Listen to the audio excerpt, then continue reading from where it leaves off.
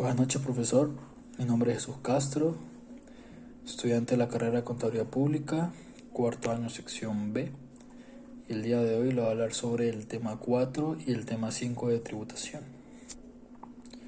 El tema 4, ¿de qué quiere hablar el tema 4? El tema 4 es el decreto 1808, que es el reglamento parcial de la ley de impuestos sobre la renta.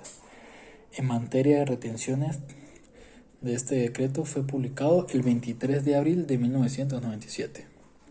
El artículo 1, ¿qué quiere decir el artículo 1? En el artículo 1 están obligados a retener el impuesto en el momento en el que se realice el pago o abono, ya sea por concepto de ingresos brutos, contando los sueldos y salarios.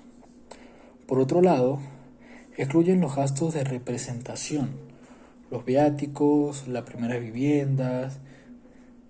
Este decreto se puede dividir en dos bloques por lo general, que son los asalariados y los no asalariados.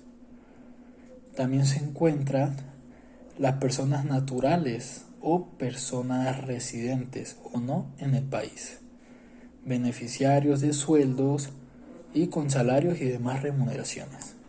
El artículo 2. El artículo 2 quiere decir que son las personas naturales residentes en el país. Se retendrá un total anual que exceda de las 1000 unidades tributarias. Para ello debemos saber si el sueldo es mayor a 1000 unidades tributarias. Entonces decimos que cada unidad tributaria equivale a 0,02.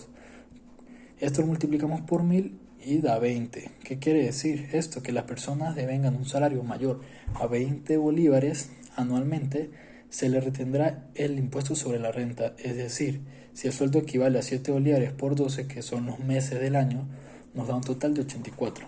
Eso quiere decir que a todos los trabajadores se les retendrá el impuesto sobre la renta, ya que sobrepasa los 20 bolívares. El artículo 3. Si es una persona o no residente, se le retendrá el 34%. El parágrafo primero lo explicó a través de un ejemplo.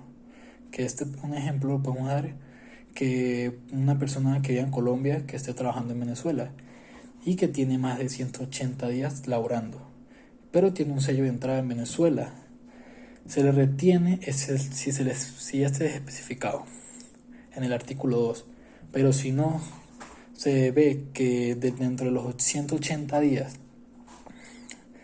que laboró aquí no los tiene, se le puede decir, no se ven reflejados, quiere decir que se le retendrá el 34% del impuesto sobre la renta.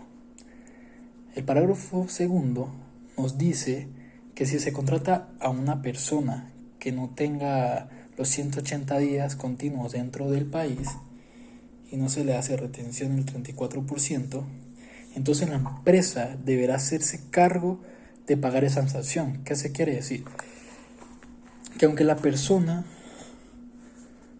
haya laborado, un ejemplo, 90 días, ¿cierto?, en una empresa con una nómina todo, la empresa tuvo que al momento de darle su salario, haberle retirado esa parte que será para la retención de las contribuciones.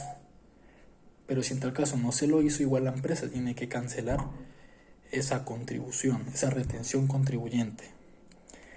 Y si no, deberá hacerse cargo y pagar una sanción, que esto es cometido como un ilícito formal y un ilícito material.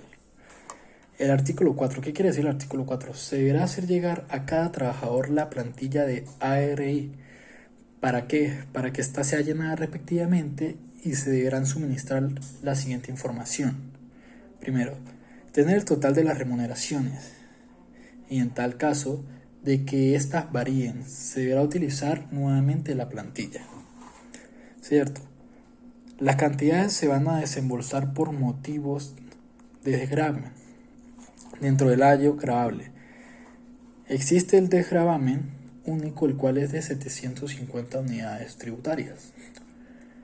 Las personas con carga familiar les dan derecho a rebajar sus impuestos. Las retenciones anteriores se agregarán al ejercicio siguiente. El porcentaje de retención que es aplicado sobre el pago en cuenta y lo hace el agente de retención, la información de los numerales 1, 2 y 5 debe expresarse en bolívares y en unidades tributarias. Asimismo, la información dada deberá presentarse antes del vencimiento de la primera quincena. La plantilla será revisada por el agente de retención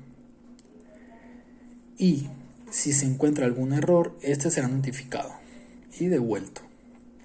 En el artículo 5, para la determinación de un porcentaje de retención de impuestos sobre cada bono, en cuenta que se contesta en el artículo 2 y el parágrafo primero del artículo 3. Se verá el siguiente procedimiento. Primero, a la remuneración anual se le restan los desgravámenes. Estos gravámenes son expresados en un artículo aplicándose en la tarifa 1, establecido en el artículo 51 de la Ley de Impuestos sobre la Renta. A ese resultado se le restan 10 unidades tributarias por rebaja personal, se le multiplica 10 por unidades tributarias por el número de cargas familiares permitidas y el monto de los impuestos retenidos en el ejercicio pasado, como lo establece en el artículo 4, numeral 5. El resultado obtenido se multiplica por 100 y el producto se divide entre el total de la remuneración anual estimada en la unidad tributaria. El resultado es el porcentaje de retención. En el artículo 6 podemos ver que cuando el beneficio no cumpla en notificar el porcentaje en retención, entonces encargará determinado un agente de retención, siguiendo los pasos del artículo número 5. El agente de retención está obligado a informar al beneficiario por escrito sobre datos utilizados. En el artículo 7 podemos encontrar que en caso de que se varíe la información que menciona en el artículo 4, el beneficiario determinará de nuevo un porcentaje de retención siguiendo estos pasos.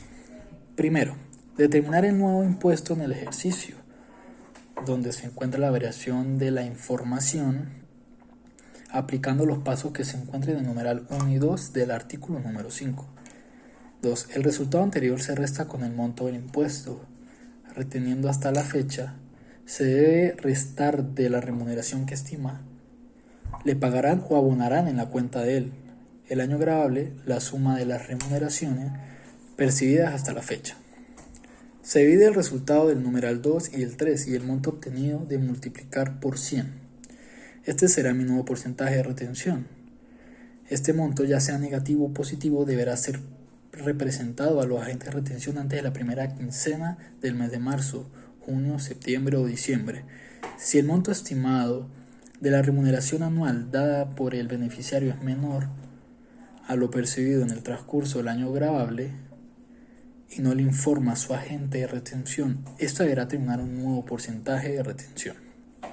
En el artículo 8 encontramos los porcentajes de retención. Determinados dejarán de ser aplicados cuando los beneficios lo calculen por sí mismos. En el artículo 9, son obligados a practicar la retención del impuesto los deudores o pagadores de enriquecimientos netos o ingresos brutos de las siguientes actividades realizadas en el país por personas naturales, residentes o personas naturales no residentes, personas jurídicas domiciliadas y personas jurídicas no domiciliadas y asimiladas a esta, de acuerdo con las siguientes. 1. Se obliga a practicar la retención del impuesto sobre la renta los provenientes de las actividades realizadas en relación de dependencia. 2. Se obliga a practicar la retención del impuesto sobre la renta de las comisiones. Una de esas son las comisiones mercantiles. 3.